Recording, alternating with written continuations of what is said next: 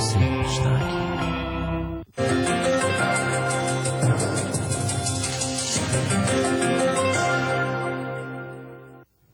É tempo do habitual comentário de Pedro Santana Lopes neste CM Jornal. Boa noite, Pedro Santana Lopes. Vamos começar por falar do prefácio de Cavaco Silva, que chama a atenção para uma série de coisas. O Presidente da República volta a apelar ao consenso entre os partidos políticos. O Presidente disse achar até estranhíssimo que Portugal seja o país da Europa em que há menos diálogo. É estranhíssimo que Portugal seja o país da Europa onde é mais difícil o diálogo e o entendimento entre as forças políticas. Devia ser precisamente o país, pelas circunstâncias que atravessa, onde seria mais fácil o entendimento.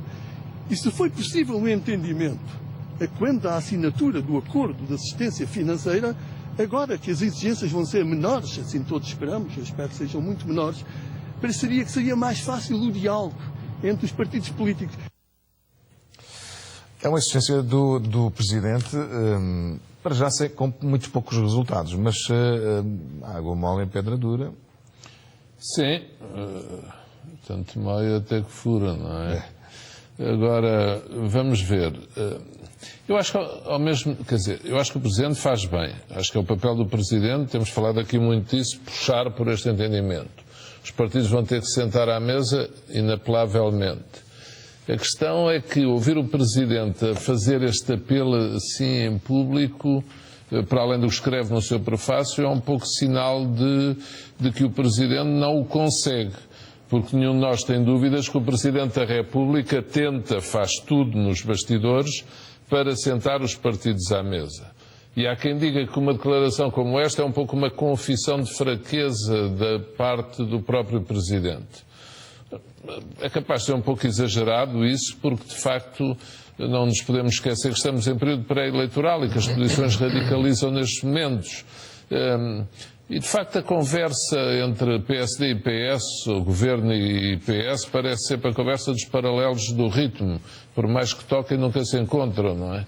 E falam sempre em sentido paralelo, quer dizer, as linhas deles nunca se cruzam. Houve uma exceção esta semana, começámos, que aliás, como veremos depois na imagem da semana, mas normalmente os partidos, quando Passos Coelho apela ao diálogo, António José Seguro já não quer. Quando António José Seguro se disponibilizava, ou se tem disponibilizado, Passos Coelho estava furioso com António José Seguro e nem queria ouvir falar do PS. Passámos 2 anos nisto. E de facto foi muito tempo perdido e é muito tempo perdido. E numa semana, de facto, num dia, em dias, e o dia de hoje foi muito especial a esse propósito, em que os juros da dívida baixam significativamente, nós todos temos a sensação que eles podiam baixar ainda mais se de facto os partidos sentassem à mesa. Agora, eu prefiro que um Presidente da República consiga, quer dizer, já estou como a Presidente da Assembleia, a filosofia do inconseguimento, não é? O que nós queremos é que o Presidente consiga. Se o Presidente quer que os partidos se sentem à mesa, se ele promoveu em julho, se os chamou, sustentou, não os levou para o Palácio de Belém, mas pôs a conversar uns com os outros... Mas é um fracasso do Presidente ou só se deve incluir... eu acho que é um fracasso. As culpas são dos partidos ou o Presidente também tem alguma responsabilidade? Ou seja, apesar de querer que fez tudo, se calhar não fez. Com toda a franqueza, achando eu que o Presidente tem feito bem, tem estado bem, mas acho que um Presidente com mais força política, que ele desbaratou bastante, um Presidente com mais capital político, com mais popularidade, com mais apoio da população, tinha outra autoridade para obrigar os partidos a sentarem-se à mesa. Porque o que eu acho é isso, é quando um chefe de Estado fala e diz que quer que os partidos se sentem à mesa, os partidos têm que se sentar. Quanto mais não seja por respeito ao chefe de Estado. E é impensável, quer dizer, eu acho que é um pouco chocante este espetáculo. Volto a dizer, achando eu que Cavaco Silva está a fazer bem. Quando Cavaco Silva errou, na minha opinião, não foi agora nestes meses passados.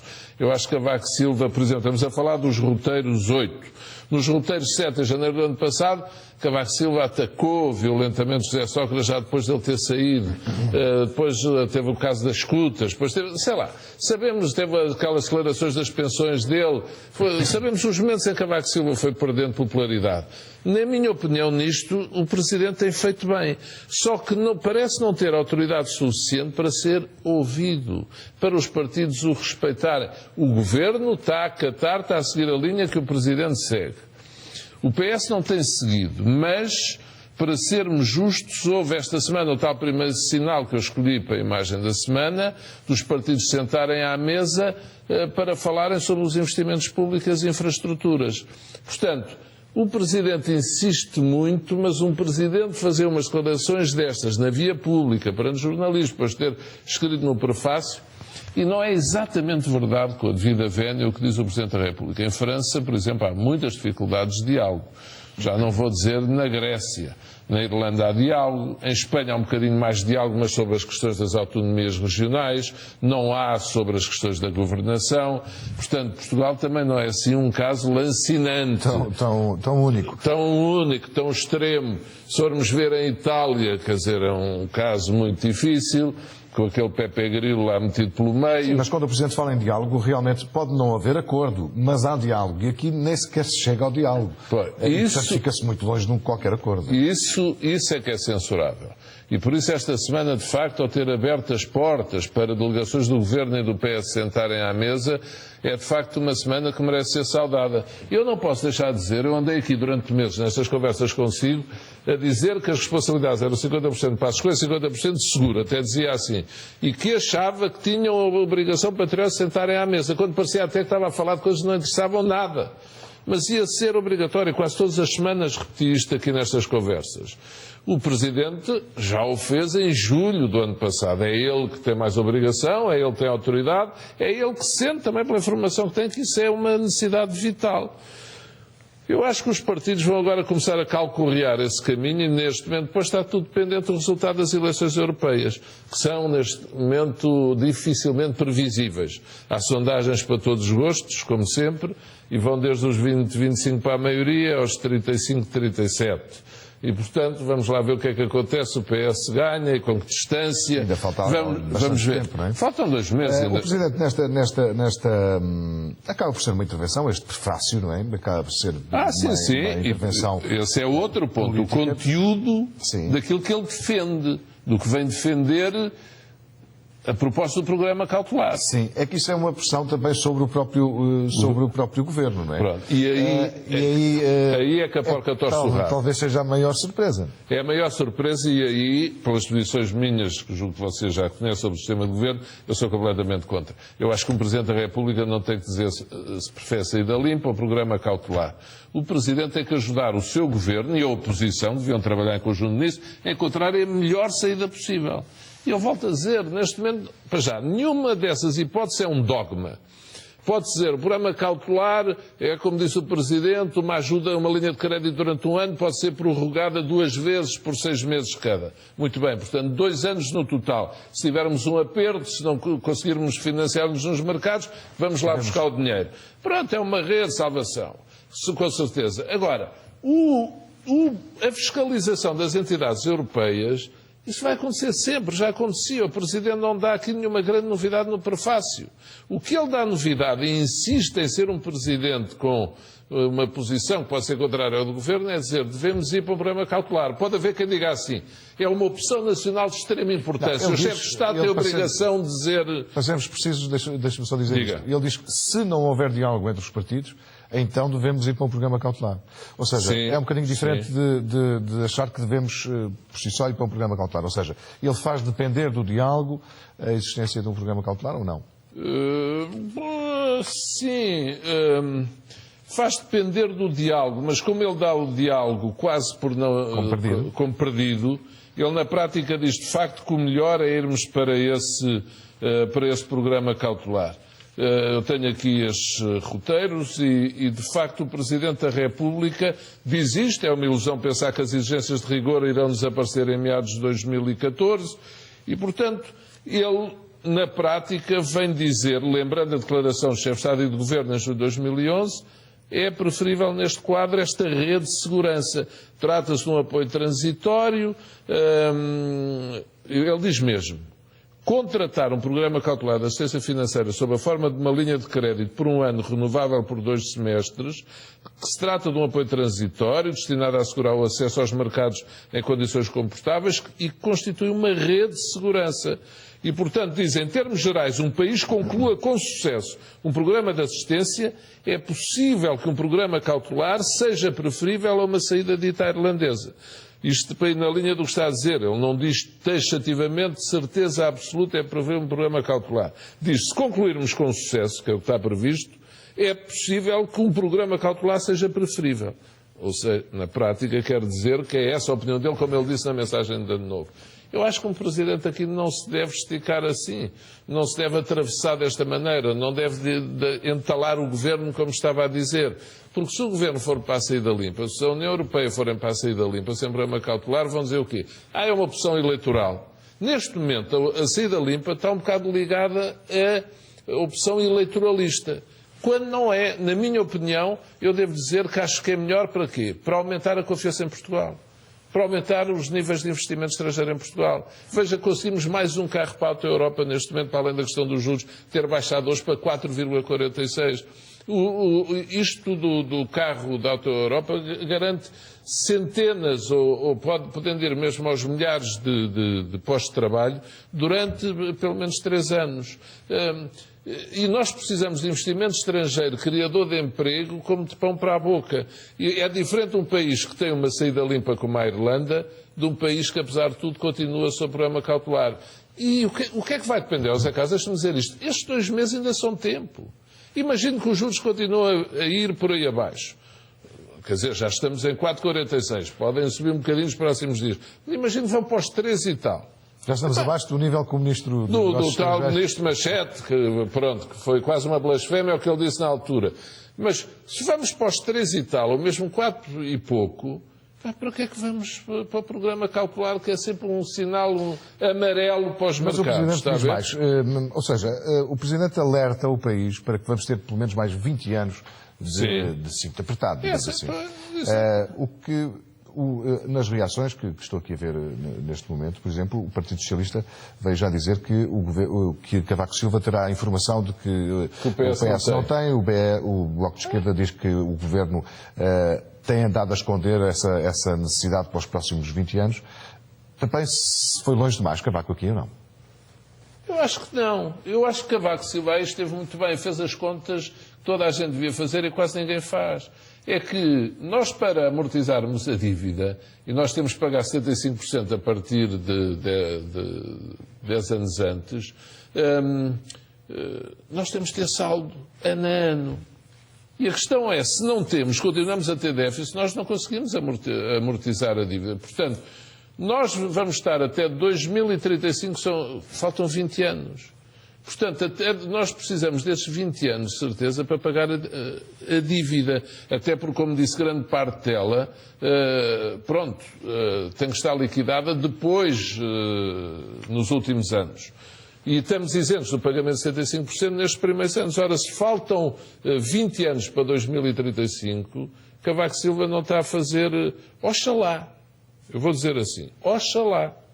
É que ou conseguimos reestruturar a dívida, ou há uma reestruturação a nível europeu, que eu ainda quero admitir que haja, porque eu continuo a dizer, parte da dívida de Portugal e não só Portugal é responsabilidade europeia. As nossas contas estiveram sob fiscalização europeia os anos todos. Eles sabiam que não estávamos a endividar. Houve, desde Maastricht, uma responsabilidade coletivamente assumida pela evolução orçamental dos diferentes países. Nós não andámos a brincar às escondidas ao endividamento.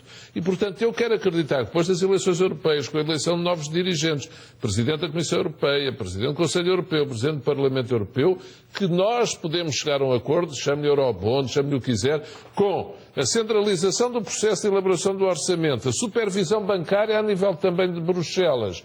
E aí acho que pode haver um acordo em que a Alemanha ceda parte da dívida dos Estados-membros ser assumida a nível europeu. Eu acho que isto faz sentido. O Primeiro-Ministro, por exemplo, não concorda com esta ideia. Mas o Partido eu estou de acordo com ela. Tem uma proposta parecida, que é uma diz que acima dos 60%. Acima dos 60%. É uma boa ideia, a seu ver.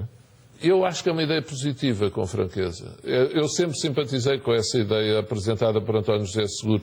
Ou seja, Portugal continuava com 60% da sua dívida atual, vamos supor até que 65% ou 70%, mas 60% era o nível do Pacto de Estabilidade e Crescimento que foi assinado aqui há uns anos, de que se dizia que os países não podiam ultrapassar 60% do PIB. Portanto, acima de 60%, em que a Europa foi condescendendo, a União Europeia devia assumir responsabilidade por essa dívida. Até para quê?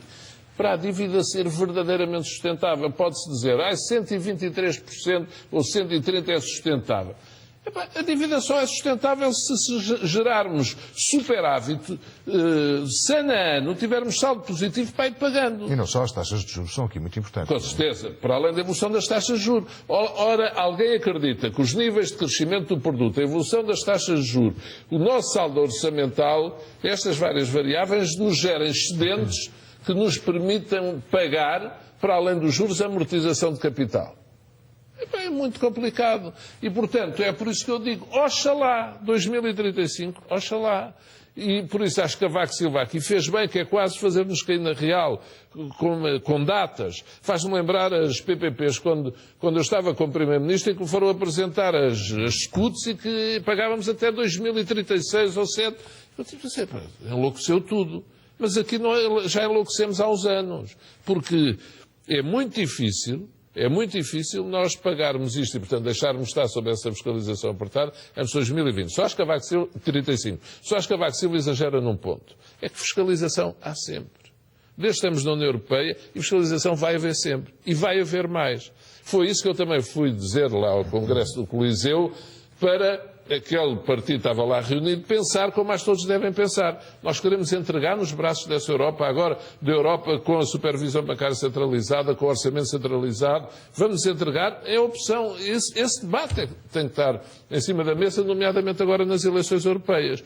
E a propósito disso, das eleições europeias, e tem sido falado também o que é que Passos Coelho quis dizer a propósito de apoiar Durão Barroso para um lugar nas instituições europeias, e tem-se falado só Presidente do Conselho Europeu ou Presidente da Comissão Europeia. Eu lembro que há um terceiro lugar na União Europeia, destes políticos, que é o Presidente do Parlamento Europeu. Aliás, o atual Presidente do Parlamento, Martin Schulz, é um dos nomes falados para a Comissão Europeia.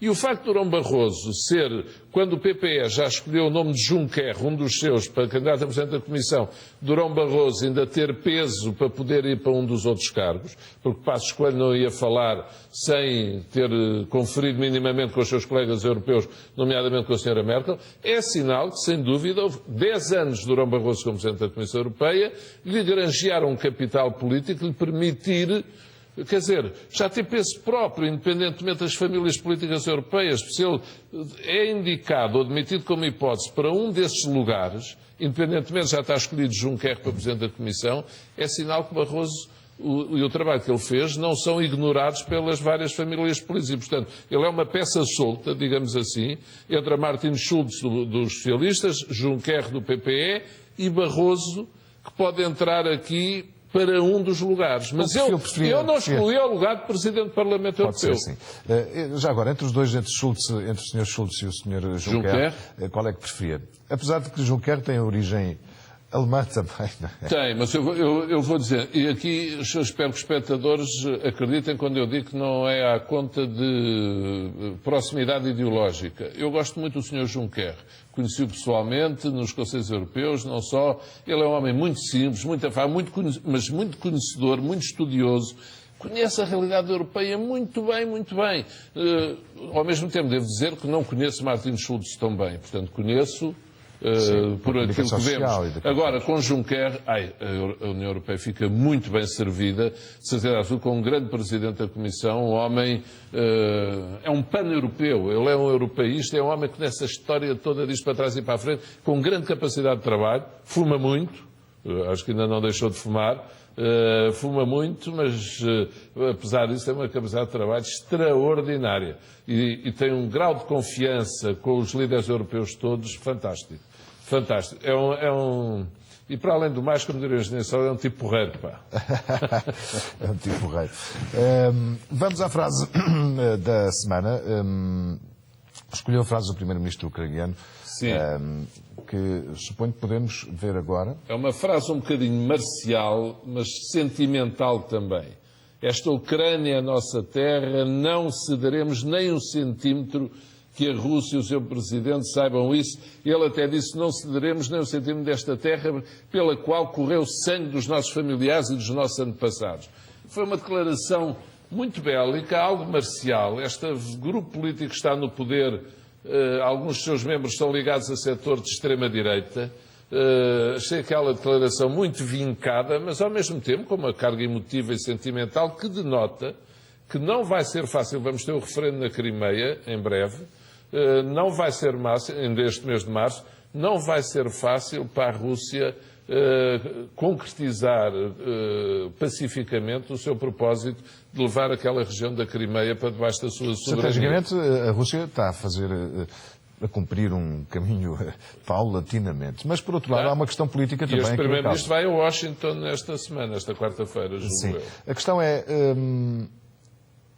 os ucranianos, quer dizer, para nós estranhos portugueses, é estranho ver um país, uma Ucrânia, tão interessado em entrar numa União Europeia em profunda crise, não é? Quer dizer, uns a quererem sair e outros a quererem entrar. A questão é que, estrategicamente, os Estados Unidos têm tido uma posição mais ou menos dura, em alguns aspectos, falam em sanções e avançam com elas.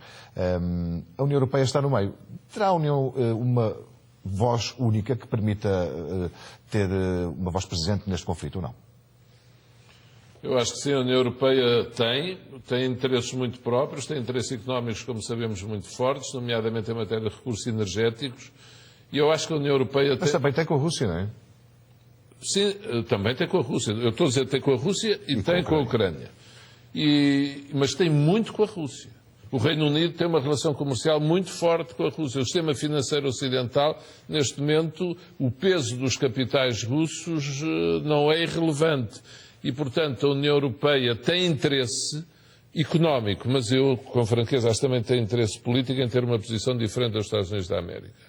É preciso nisto saber de história, é preciso saber de cultura. O Miguel Sousa Tavares escreveu um excelente artigo no Expresso no sábado sobre a história da Crimeia e a história da profunda relação entre a Crimeia e a Rússia.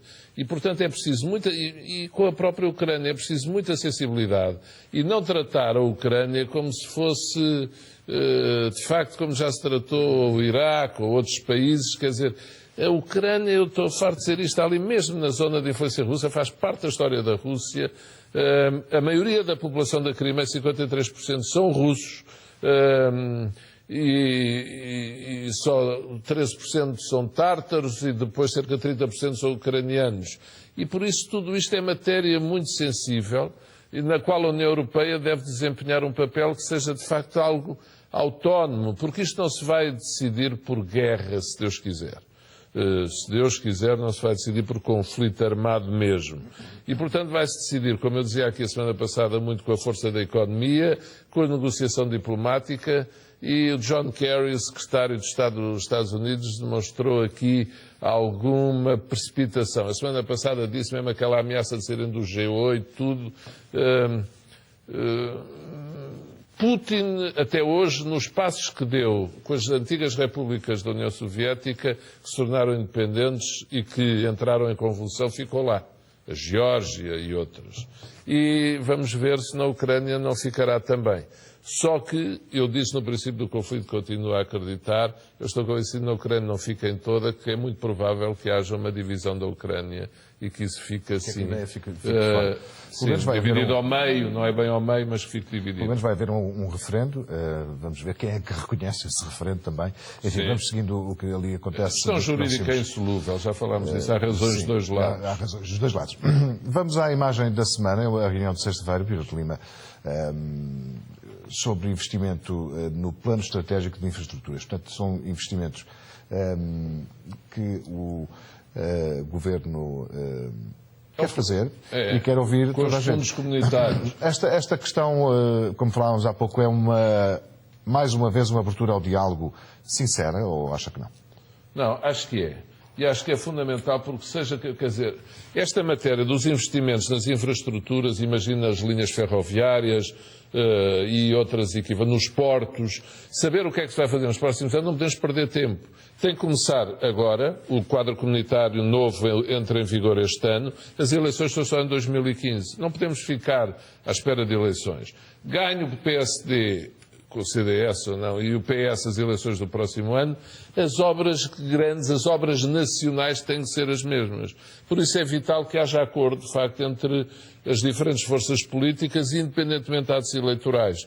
E eu disse, acho que os dois blocos políticos estão convencidos que é urgente neste momento. E como estivemos meses à espera que se sentassem à mesa, como foi a primeira vez que se sentaram à mesa desde há meses para conversarem, eu acho que isso merece ser saudado, cumprimentado, enaltecido e dado o exemplo. E por mim, aliás, o PCP e o Bloco de Esquerda já lá foram falar sobre isto. O PS foi o último, mas como é evidente é o mais importante da oposição. Foi muito relevante esta reunião e espero que continue e que se possa alargar a outros temas. Imagino como a política fiscal, já chegaram a acordo sobre o IRC, foi muito bom. Portanto, imagino, IRC, mais políticas de investimento em obras públicas, que fique estabilizado, seja quem for o governo. O problema é que as obras públicas são usadas como arma política muitas vezes, não é? Mas é isso que não pode ser. Porque isso gasta um dinheirão, custa-nos caríssimo, prejudica o país, atrasa as obras, é só para negativos, como naquele jogo de cartas no King. Ninguém gosta de dar armas ou Mas deixá-las...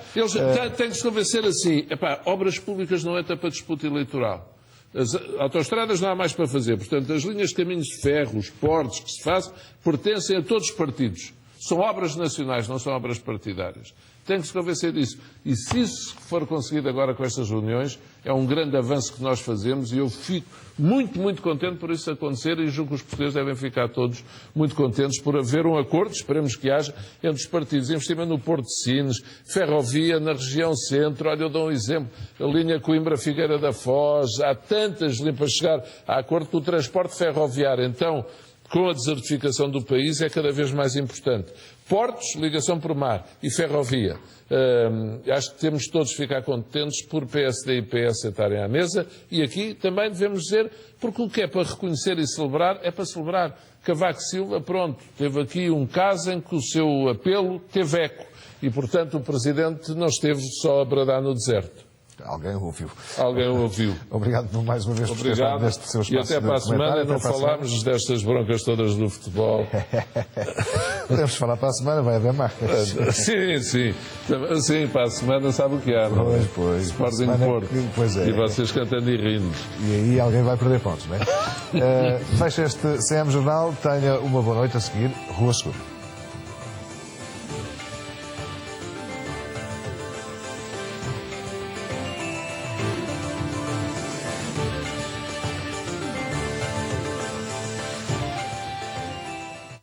A seguir, Rua Segura. Uma palavra para dizer que o meu amigo Zeca Mendonça se excedeu, e ele sabe isso, e pediu desculpa. E é censurável, por muito cansado que esteja, a dar um pontapé no fotógrafo e o azar de estar lá a câmara de sempre. As câmaras estão sempre em todo lado. Estão em todo sítio. CMTV. Melhor primeiro.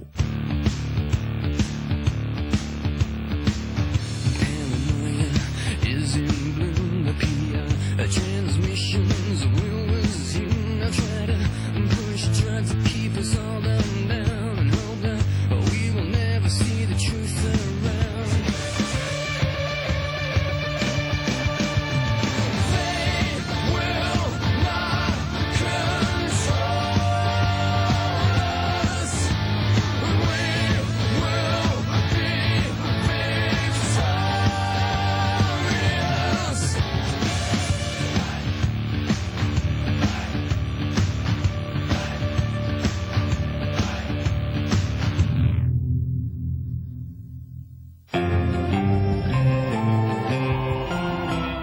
Este filme pode passar-se em Xangai ou em Paris.